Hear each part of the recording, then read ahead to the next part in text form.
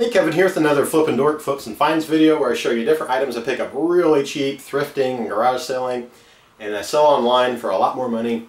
And I do it on like eBay with smaller things I want to ship out, or for bigger things like furniture and bikes and heavy weights and things like that.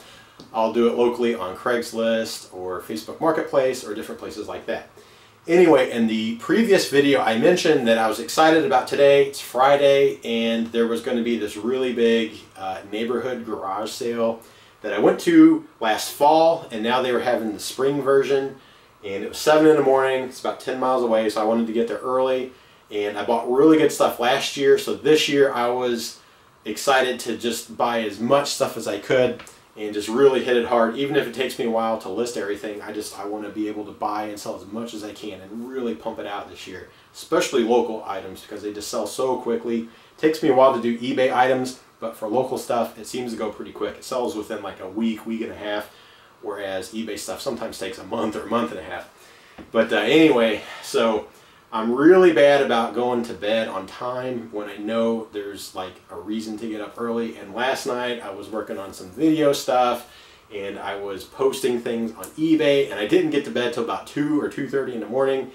And I set my alarm for 6:30, so I only got a few hours of sleep. I woke up, I felt all right, not groggy or anything, and got ready and took off, headed over towards the garage sales, and then it really hit me then. I was like, man, I am tired. Today better be worth it because, man, this is going to be a rough one. So anyway, I get over to where the yard sale is. Oh, by the way, I should mention, I found this yard sale on the Yard Sale Treasure Map app I use on my phone. Most of the information on there is pulled off of Craigslist, but some of the stuff people actually post on that site, or on the app, I should say. This was one of those sales that was posted on the app. It was not on Craigslist. But for whatever reason, the last about 2 or 3 days, the app has been messed up. I usually start checking it about Wednesday night to see what kind of yard sales are happening on the weekend. And it opens up a map. It puts a little pinpoint where they all are in town. You click that. It kind of gives you a little headline. You click that headline and it opens up the screen with the description and pictures and all that kind of stuff. Well, that page with the description and the pictures was not opening up. It would show me the pinpoint and the headline, but then when you click that, it would take like 10 minutes for it to open up. I got it to open up one time last night when I was checking it, and I saw where it was. I was like, oh, perfect, I've been there before. I bought really good stuff. I've made pretty good money from there. And I saw Friday and Saturday, 7 a.m. I was like, perfect, I'm gonna show up. Okay, so anyway, I drive over there this morning, and I get to the very front of, there's only 2 ways to get into this little neighborhood.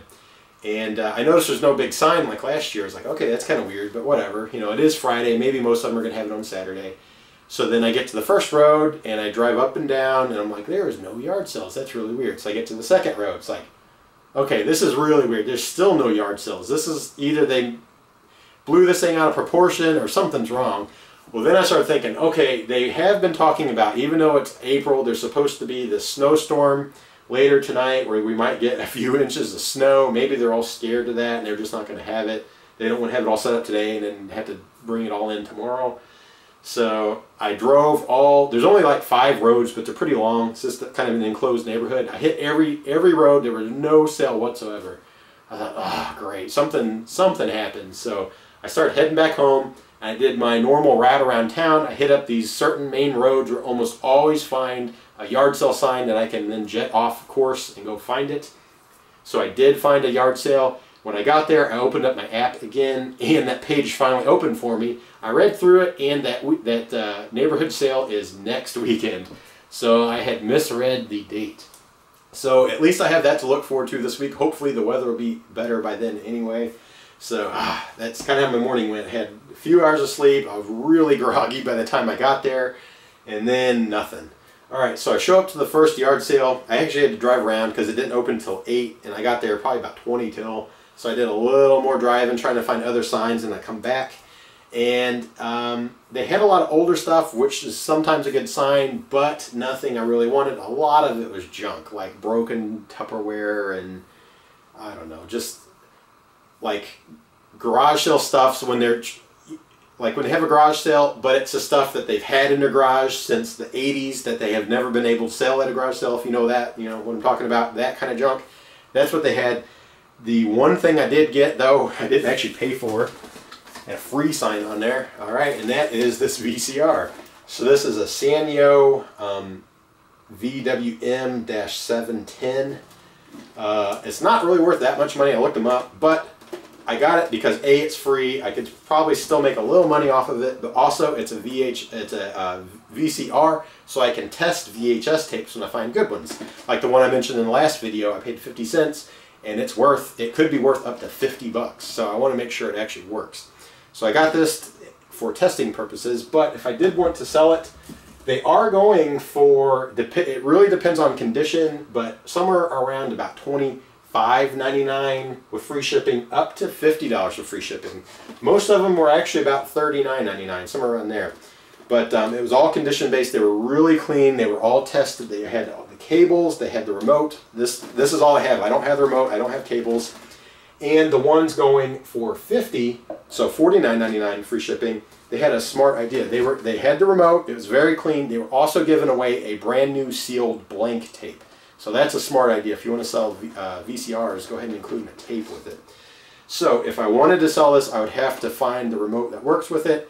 This is not like a high-end VCR, so I'd imagine that remote is probably only $6 or $7 on eBay. So that and plus cables, I'd be under $10, and I could probably sell it for $30 to $40 with free shipping. It's pretty heavy, so it would not be a big money maker, but it could work. Or I could flip it as is, you know, I don't know. So right now I'm just going to keep it to be able to test. And anyway, it was free, so that's the first thing I grabbed. So I was thinking, okay, I was so pumped about this neighborhood yard sale, so good last year, and now I find this rinky-dink yard sale and I get a free VCR that may or may not work. So that's kind of how my morning went.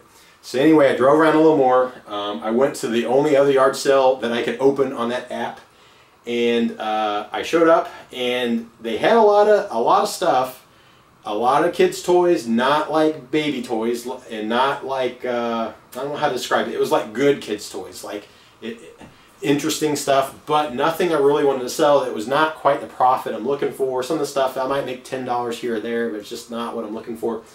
So I was looking through. I got into, that was in the driveway. I got into the garage, and they had more stuff, some older stuff, some board games, but it's like, I have so many of them right now. I don't really want to sell any of this stuff. It's not worth as much as the stuff I already have. Then I saw this sitting on the table. I immediately grabbed it because I knew this was money in the bank. It was only 50 cents.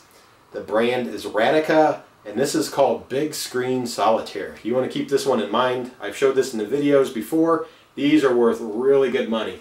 This is the solitaire handheld game you want to buy if you want to sell these. Now others are still good.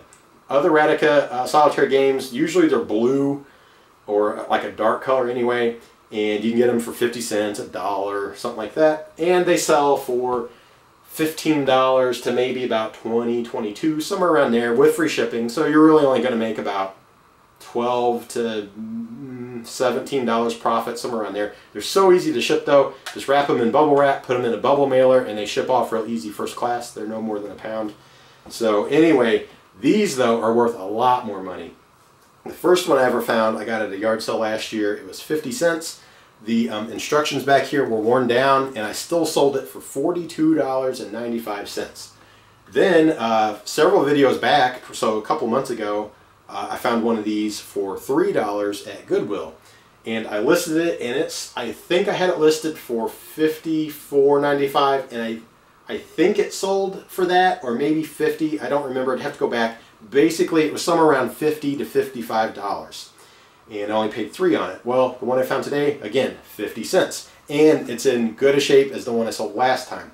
So I want to get as much as I can out of it, so I want to list it for around that $50 to $55. Now I did look up comps again today, and they are lower, but I'm going to hold out for more money because there are still some that are selling for 50 bucks, but most of them were going like $35, $39. They seem to be lower than they were. Like last time I looked them up, they were 40 to 45. Now they're like 35 to 30. So either more people are finding these and listing them, or I don't know what the deal is. But I am still going to hold out and get more money because I know I can get it. I don't know why it's worth so much money. The only guess I can think of is that it really is big. The screen is a lot bigger than most of them. It's easy to see. The sound is good. I mean, the graphics are huge on it. It automatically lights up green. If it is in low light, it just lights up. and it's easy to play. Some of them, the buttons are really small, or they're just, I don't know, a little bit weird setup. So this one's a good one. So anyway, I am still going to ask somewhere between 50 and 55 bucks for it. And that's a really, really good turnaround on 50 cents. Now, the other thing, when I was looking these up, I noticed, and I have never found one, but if you can still find these new in the package, that is an absolute gold mine. All right, so apparently they do make this game in like a blue, but it's very similar. I don't know what those were, open, pre-owned on eBay, but if they're brand new, they were like $100 or $120 still in the package. But this white and yellow version with the silver front, if it is in the package, it's like $150 or more on eBay. So they go for tons of money. So I don't know why it's so much more than the others, but it is. But even used, it still could be at a bare minimum 35 bucks, but I'm going to shoot for around 50 to 55. So that was a really awesome find. Okay. I talk a lot about this, but it's because it's such an easy seller, and it's like so under the radar. I love those. Those are cool. Okay, so then I left there. I drove around. I found another yard sale sign. This one was, the signs are really tiny. When I got to it, I didn't even see the sign. I passed it. Like, where in the world is it? You know, did they skip out too? Then I turned around and come back, and then I saw the sign. So I get out of the car, or out of the van. I get into the guy's garage. He had one dinky table with some junk, and then like some rusty shovels. And I was like, oh man, this is not a good morning for yard selling. What is the deal? And then he said, there's more stuff inside in the basement. So I went in. The first room had some antique-y looking stuff. He had a recliner that it was, I don't know. I probably could have flipped it. It was like 20 bucks. I probably could have sold it for 35, 40. I was thinking, I don't know. I don't really want to mess with that. And then I went to the back room, kind of a storage room, and I found this, okay? So this is, you know, one of those little nylon packs. I figured it was either a cassette tape holder, or it had a cassette player in it, or a camera. It was only marked $2, and it was a camera, okay? So I like to look these up, even though most of the time they are duds. You see these all the time in this kind of condition, just a plastic 35mm camera from the 80s or 90s at thrift stores.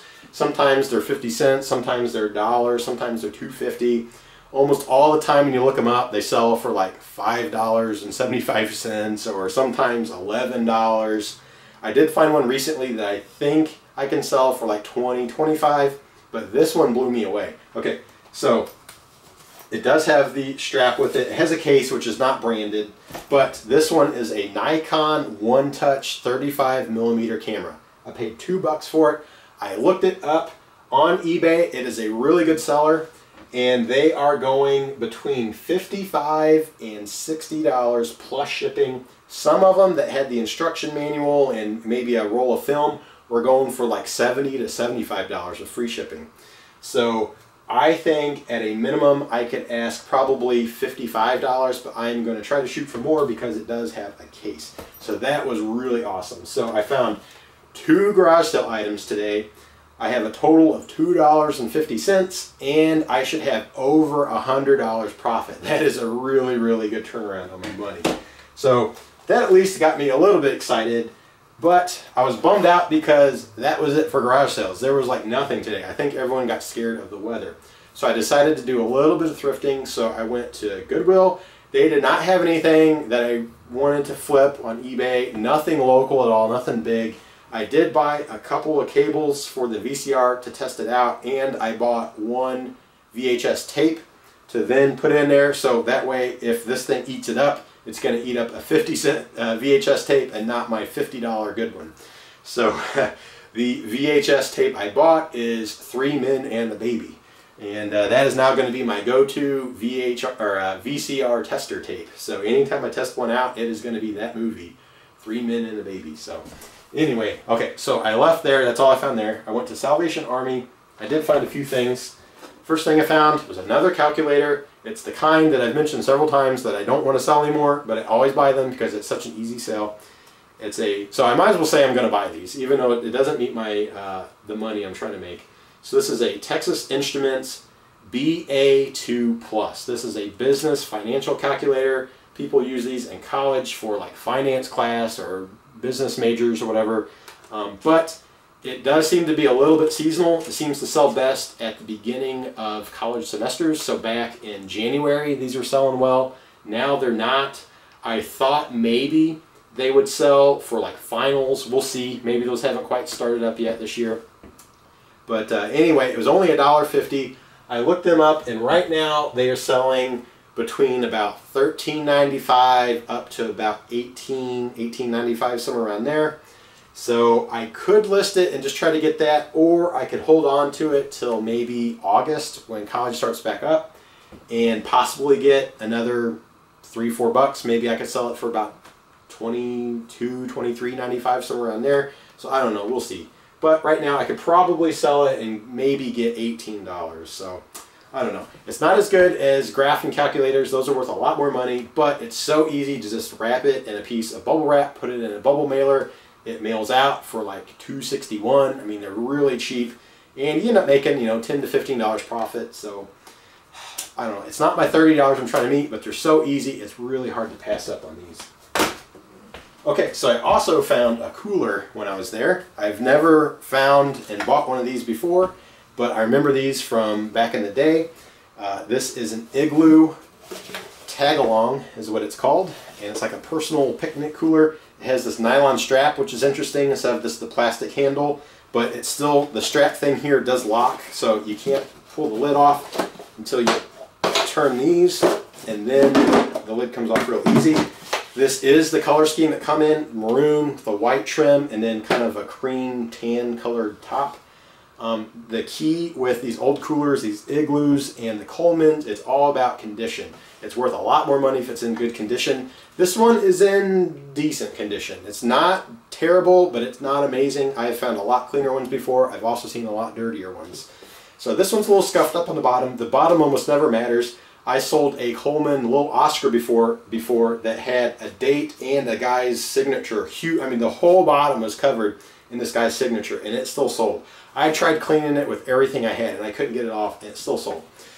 This one, the lid is pretty dirty. I think it will clean up pretty well, though.